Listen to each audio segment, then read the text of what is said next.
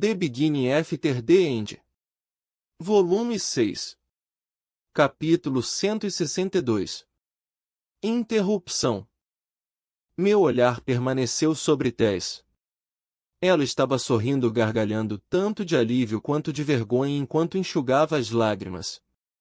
Esta foi a primeira vez que vi a minha amiga de infância depois da cerimônia em que me deram o título de lança, mas fazia ainda mais tempo desde a última vez que nos falamos. Desde então, a princesa élfica mudou. Havia uma leve cicatriz ao longo de seu couro cabeludo acima da orelha direita que teria passado despercebida se ela não tivesse amarrado o cabelo. Cicatrizes de batalhas eram visíveis ao longo de seus braços, enquanto o antebraço esquerdo tinha uma bandagem fresca em volta dele. Você está ferida. Eu observei, limpando gentilmente a linha de sangue que vazava através de seu curativo. Percebendo minha expressão sombria, ela agarrou minha mão cicatrizada com ambas as mãos. Oh, por favor, eu tenho mais lesões por tentar cozinhar do que lutar de verdade. Eu soltei uma risada irônica com o pensamento. Eu não me afastei dela. Apesar dos calos nas palmas das mãos e nos dedos, a mão dela era macia e quente comparada à minha.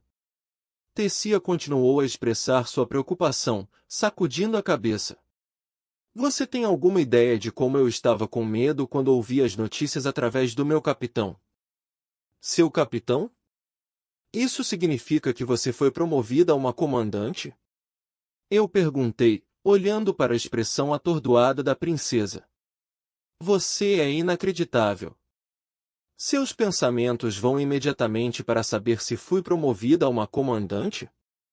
Você quase morreu, Arthur. Estou feliz que você esteja bem. Eu disse com um sorriso. Tess soltou um suspiro, apoiando a cabeça no meu braço. Eu nem tenho forças para discutir com você. Eu soltei uma risada, apertando a mão de Tess. O tempo pareceu desacelerar por um breve momento enquanto nós dois ficamos assim em silêncio. Você tomou medidas tão cuidadosas para ter certeza que todo mundo estaria seguro que eu nunca pensei em quão perigosa seria essa guerra para você. Tess levantou a cabeça, olhando para mim com seus brilhantes olhos turquesa. Vendo você assim em uma cama cheia de ferimentos, é um lembrete frio de que você é apenas humano e não um mago e guerreiro indestrutível. Eu ri. É assim que eu pareço para você a maior parte do tempo? Alguma figura indestrutível? Com a maturidade emocional de uma criança. Ela terminou com um largo sorriso. Isso são modos de falar com um general. Eu repreendi, tentando manter um rosto sério enquanto ela lutava para fazer o mesmo. Minhas desculpas, General Arthur. Ela respondeu, com uma risada em sua voz. De repente, a porta do meu quarto se abriu. Entrando abruptamente estava Virion Eralite, o comandante de todo o exército de Caten e seu filho Alduin Eralite, seguido por sua esposa, minha irmã mais nova Eleanor, Sylvie e alguns guardas. Atrás deles estava o urso de 2,5 metros de altura de Eleanor, mastigando casualmente uma fatia de carne com desinteresse nos olhos diante da mudança dos acontecimentos. A sala ficou silenciosa mais uma vez. Os pais de Tessia e minha própria irmã fingiram ignorar a situação, recusando-se a fazer contato visual conosco. Os guardas arrastaram-se desajeitadamente enquanto Virion tossia desconfortavelmente enquanto endireitava o roupão.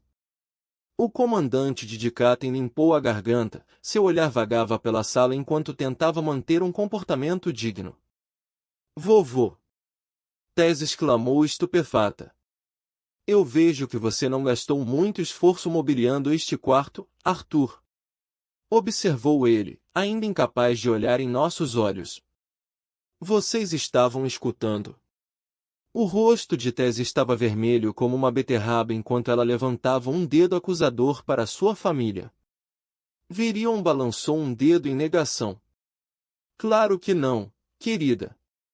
Nós simplesmente ouvimos o bem-estar de Arthur, um general estimado que havia sido tragicamente O comandante foi incapaz de terminar sua desculpa enquanto se esquivava de um livro que Tess tinha pego da mesinha de cabeceira e jogado nele. Eu soltei uma risada, sentando na minha cama enquanto meu olhar se fixava em minha irmã desajeitadamente segurando meu vínculo. Sua irmã estava esperando pacientemente você acordar. Sylvie informou. Não fazia muito tempo desde que eu tinha visto a minha irmã pela última vez, mas só agora eu parecia ter percebido quão grande ela tinha ficado. Eu não podia mais chamá-la de minha pequena irmã. Venha aqui, Eli. Eu disse suavemente. O lábio inferior de minha irmãzinha tremeu quando lágrimas começaram a inundar seu rosto. Deixando de lado meu vínculo, ela correu para os meus braços, quase me tirando o ar. Eu estava tão preocupada. Ela disse com raiva, sua voz se quebrando em soluços. O que teria acontecido se você tivesse morrido? Estou bem, eu. Eu persuadi enquanto seu rosto permanecia enterrado no meu peito. Estendi a mão para acariciar o cabelo castanho da minha irmã quando percebi que os ferimentos que eu tinha recebido da feiticeira ainda estavam lá. Minha expressão escureceu com a visão da feia cicatriz vermelha que se espalhou por toda a minha mão esquerda até o meu pulso como se a pele tivesse sido queimada. A lesão diminuiu bastante e parecia como se tivesse alguns anos de idade, graças às habilidades de Sylvie com Vivum, mas toda a minha mão tinha adquirido um tom de rosa doentio. Bull, o vínculo de Eli, me encarou com um olhar desconfiado enquanto ele roía um osso, mas me permitiu continuar abraçando sua mestra. Sylvie casualmente pulou na minha cama e se enrolou ao meu lado. Ela não disse nada, mas uma onda de alívio inundou meu vínculo. Depois que o caos inicial diminuiu, Alduin e Merial tiveram que partir devido a problemas com uma das cidades élficas no norte. Minha irmã permaneceu um monte de fungadas e soluços por algum tempo enquanto suas emoções oscilavam de tristeza e culpa por todo o caminho para a raiva. Esfregando as lágrimas de seus olhos, o olhar de Eli pousou na minha mão cheia de cicatrizes. Como você pode se machucar assim? Cicatrizes desaparecem. Eu disse com um sorriso fraco, na esperança de dispensar suas preocupações. As aparências físicas nunca tinham sido de grande importância para mim, mas ainda era um pouco estressante ver o quão ruim eram as marcas que meus ferimentos haviam deixado para trás. Trabalhando com a coragem, saí cuidadosamente da cama, certificando-me de que minhas pernas fossem capazes de me carregar. Ficar de pé sobre as minhas duas pernas sem a ajuda de Mana era uma bênção que eu sempre tinha dado como certa. Eu dei passos lentos e firmes em direção ao espelho enquanto todos na sala observavam com apreensão. Respirando fundo, olhei para cima para estudar meu reflexo e imediatamente pude ver o preço que a batalha com a retentora tinha feito no meu corpo. Mesmo sem tirar meu hobby, meu olhar imediatamente pousou no meu pescoço. As mesmas cicatrizes vermelhas que cobriam minha mão e pulso foram marcadas na minha garganta. Desatando a banda na minha cintura, eu tirei meu hobby, então eu estava apenas vestindo minha roupa de baixo. Uau, estou um caco. Você poderia estar muito pior. Sylvie concordou, com sua costumeira falta de fofura. Cicatrizes de comprimentos variados estavam espalhadas por todo o meu corpo tonificado, como lascas e rachaduras em uma estátua antiga, desgastada pelo tempo e pelas forças da natureza. Mais das cicatrizes vermelhas eram visíveis no meu ombro e nas minhas costas. As cicatrizes que desciam pela minha cintura até os joelhos eram particularmente horríveis, como se alguém tivesse rasgado as pernas peça por peça e costuradas grosseiramente. Considere uma dádiva de Deus que você foi capaz de se recuperar até o estado em que está agora. Uma voz clara soou, me despertando dos meus pensamentos. Lançando um olhar de lado, avistei o azura de 3 olhos, Aldir, entrando no meu quarto. Mestre! Cumprimentou Tess, levantando-se da cadeira. As bochechas da minha amiga de infância estavam vermelhas quando ela desajeitadamente se posicionou longe de mim.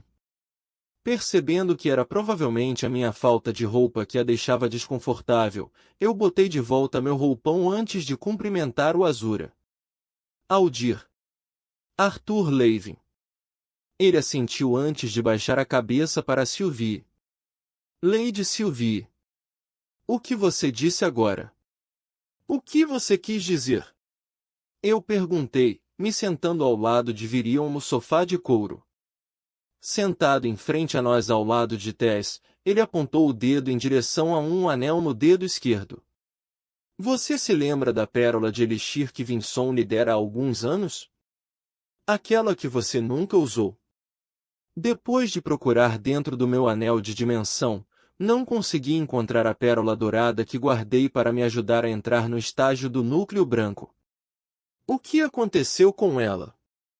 É o que deu ao seu corpo a força para recuperar o estado em que você está agora. O Azura soltou um suspiro, endireitando o hobby de lavanda. Mesmo com uma equipe de inferiores especializada em artes mana-médicas, juntamente com Lady Sylvie usando suas artes de éter, embora inexperientes, ainda foram necessários os efeitos do poderoso elixir para curá-lo. Eu estou supondo que você ou o Vinson não estão autorizados a me dar outro elixir, certo? Eu perguntei esperançoso. O Azura de 3 olhos balançou a cabeça. Desde que a guerra começou, não podemos arriscar que o tratado seja quebrado. Droga! Eu amaldiçoei, inclinando a cabeça para trás no sofá. Desculpe te chutar enquanto você já está para baixo, mas eu acho que você ainda pode querer isso. Virion entrou na conversa, tirando a canção do amanhecer de seu anel de dimensão. Eu fui capaz de retirar sua espada do cadáver da retentora. Meu coração afundou quando me foi entregue a espada uma vez impressionante. A lâmina translúcida da canção do amanhecer tinha entorpecido enquanto sua ponta fora derretida pelas habilidades corrosivas da retentora, jogando fora o delicado equilíbrio da espada. Embainhando-a na bainha que eu carregava dentro do meu anel, olhei para a palma da mão direita. Vren havia embutido uma pedra que ele próprio refinou chamada de aclorita, que deveria se transformar em uma arma especial. Agora seria um ótimo momento para uma nova arma, pensei na minha mão. Arthur. A voz de Sylvie soou. Eu disse ao Aldir alguns dos eventos que ocorreram, mas eu acho que seria melhor se você conversasse em detalhes sobre isso com ele e Virion. Certo. Lentamente me levantando do meu lugar, eu caminhei até a minha irmãzinha que ficou em silêncio o tempo todo. Eli. Você pode esperar por mim lá fora enquanto eu falo sobre algumas coisas? Levantando uma sobrancelha cética, ela respondeu. Só se você prometer não sair sem ao menos dizer adeus. Coçando minha bochecha, soltei uma risada irônica. Eu prometo. Tudo bem. Ela se levantou de seu assento e caminhou em direção à porta antes de olhar por cima do ombro com uma expressão orgulhosa. Eu queria mostrar a você o que tenho trabalhado. Oh! Eu levantei uma sobrancelha, pensando que ela estava se referindo a um feitiço que ela estava praticando. Eu mal posso esperar. Depois que minha irmã fechou a porta atrás dela, os únicos que ficaram dentro do meu quarto eram o atual comandante de Dikaten, um Azura, meu vínculo e Tessia. Deixe-me lhe falar sobre o que aconteceu desde a batalha com o Retentor. Comecei. Espere. Vamos convocar uma reunião oficial com o resto do conselho. Interrompeu Virion, levantando-se. Não. Eu quero que isso seja ouvido apenas pelos seus ouvidos. O que você escolhe fazer com esta informação, depende apenas de você. Tess levantou a mão tímida. Eu devo sair. Tudo bem. Eu balancei a cabeça. Antes de começar, quero apenas saber uma coisa. E o que seria? Aldir respondeu, tomando nota de que meu olhar estava direcionado a ele. Quem tem controle sobre Amílcar Artornon e Alfred Varned, as duas lanças dos anões, você ou Radias? O único olho roxo do Azura que estava aberto se estreitou em pensamentos enquanto ele continuava me encarando.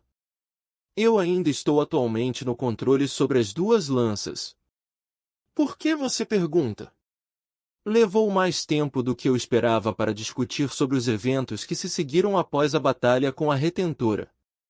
Como esperado, Virion e Tessia ficaram perplexos com a evidente traição dos anões. A expressão de Aldir permaneceu firme. Se ele ficou surpreso, ele fez um trabalho perfeito escondendo isso. No entanto, apesar da surpresa inicial, Virion se recuperou rapidamente. Se os anões realmente se aliaram com o exército alacriano, então será muito mais difícil evitar que as batalhas cheguem às cidades civis. Você foi capaz de discernir se era apenas uma facção separada de anões ou se era mais em larga escala do que isso? Eu não posso dizer com certeza, sem obter algumas respostas de Radias. Eu disse com os dentes cerrados, lamentando sobre as circunstâncias que envolviam o ex-guardião de Elijah. A notícia de uma foice aparecendo é preocupante. Acrescentou Aldir.